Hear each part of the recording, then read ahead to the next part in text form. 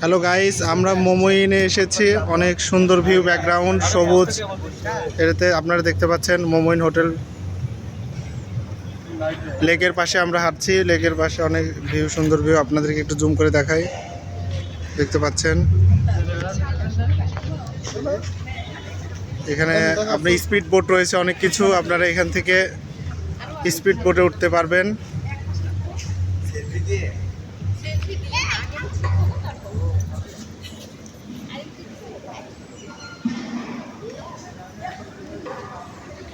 Awesome awesome view guys.